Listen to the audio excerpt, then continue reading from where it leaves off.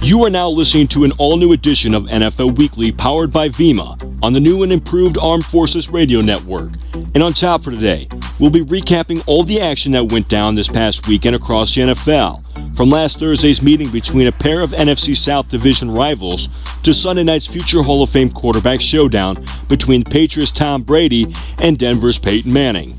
We'll break down this weekend's games, including a feast of matchups that are sure to make Thanksgiving even more exciting as we inch closer to the playoffs. So while your turkey's heating up in the oven, these games will be heating up the field. And finally, we'll move into Sunday's games where we have multiple interdivision games that will be also important for the dreams of a playoff berth. We have a great hour-long show for you guys today, only here on NFL Weekly powered by Vima on the new and improved Armed Forces Radio Network. I'm Josh Williams, your host, and NFL Weekly starts right now.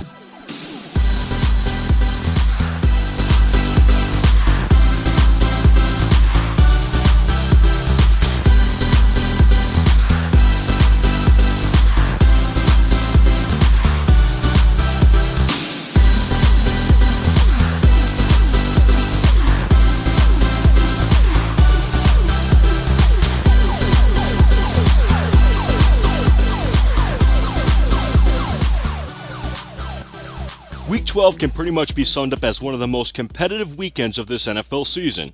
With a handful of interdivision games and interconference games that came down to the wire, I call it competitive greatness. And surely NFL fans around the world have found this weekend to be one of the best.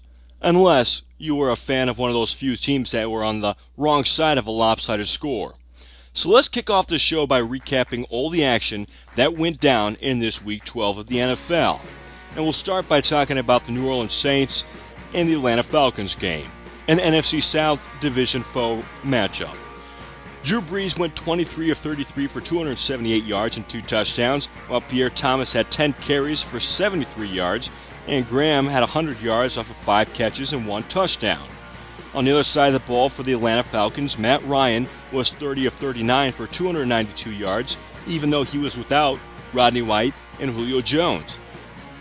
Douglas put up 79 yards through the air off of 9 catches, and the New Orleans Saints would hang on to win this one 17-13 and move on to 9-2 and 3-2 on the road, while the Atlanta Falcons dropped to 2-9 and 2-4 at home.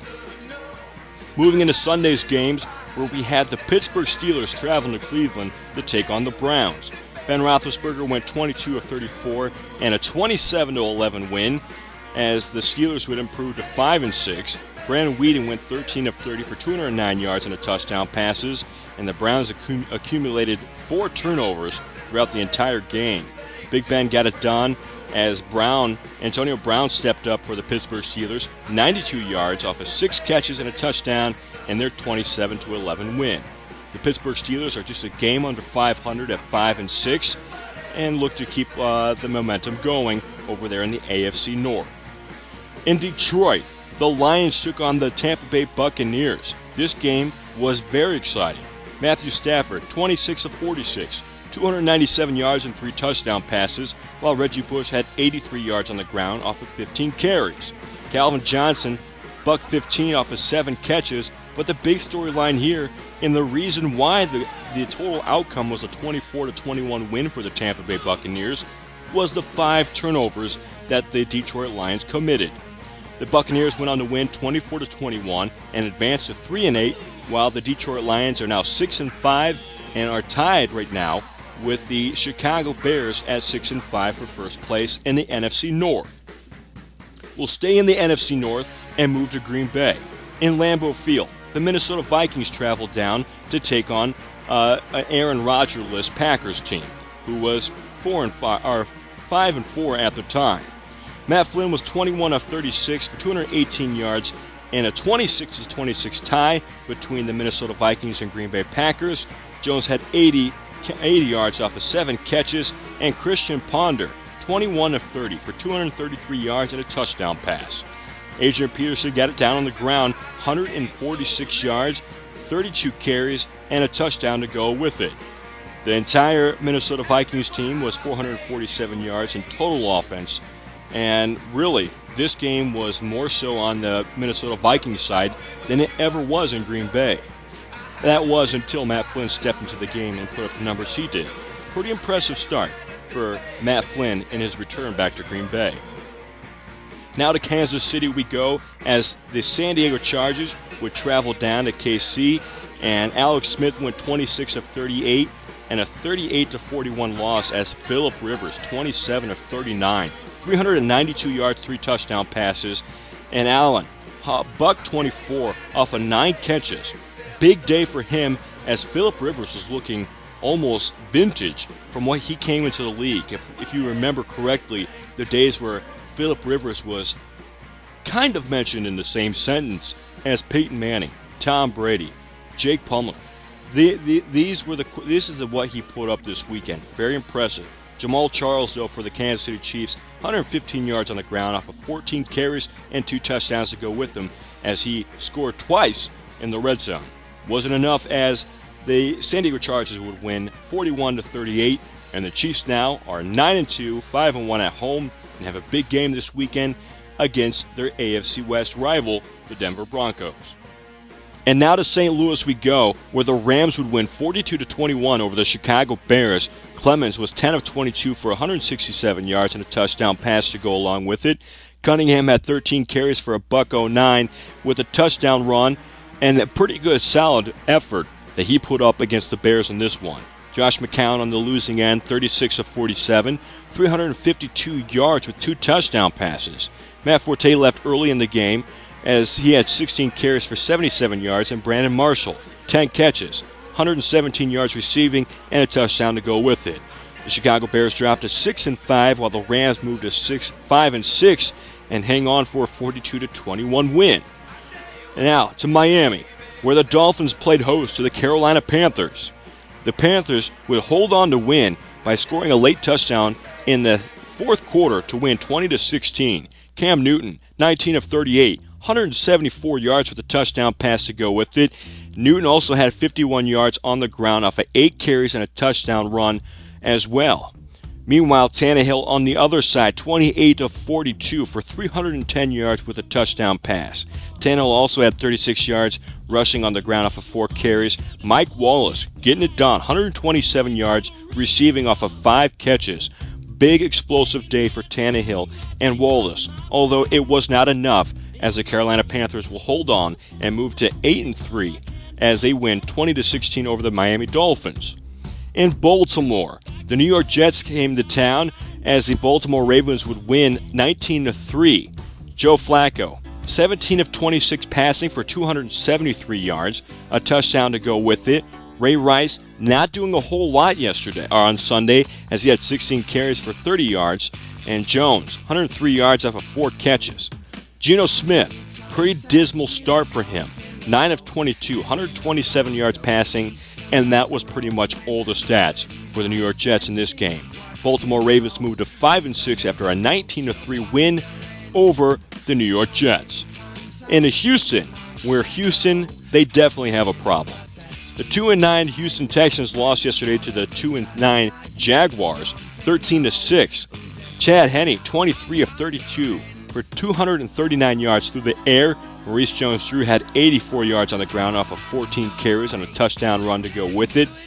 While Chase Keenum on the losing end of this stick, 18 of 34 passing for 169 yards. Johnson only had 74 yards rushing, while Griffin was only able to put up 37 yards receiving, as the Houston Texans really have a problem on their hands now after losing 13-6 to the Jacksonville Jaguars.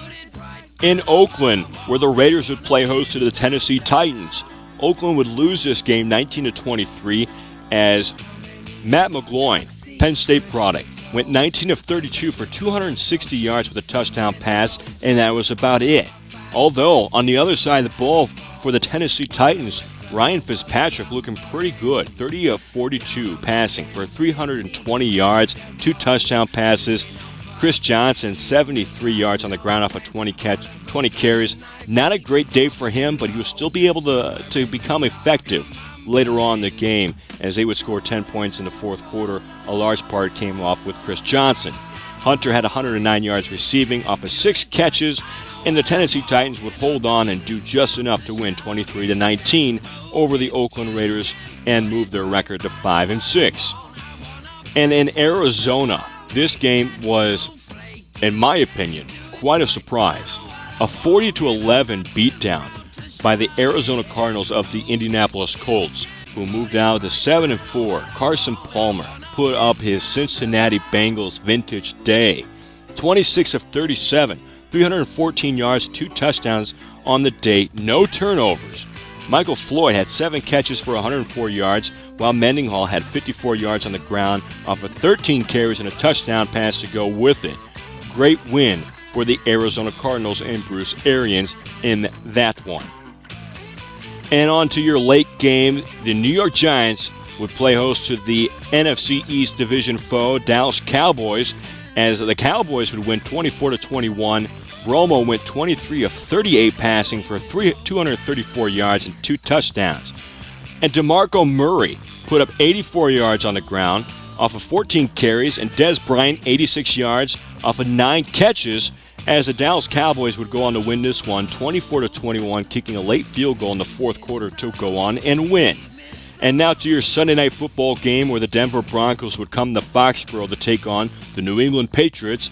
This game had to be the Game of the Year nominee. And I thought when, 4 or 5 weeks back when the New England Patriots came back to win against the New Orleans Saints at the time in Foxborough, I thought that pretty much had won the Game of the Year nominee.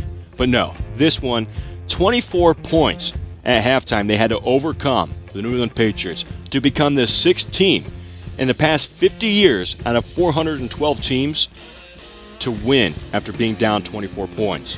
The New England Patriots will hold on to win by kicking a last-second field goal to win 34-31 in overtime. Tom Brady, 34 of 50 for 344 yards, 3 touchdowns on the day. Edelman, 110 yards receiving off of 9 catches, 2 touchdowns.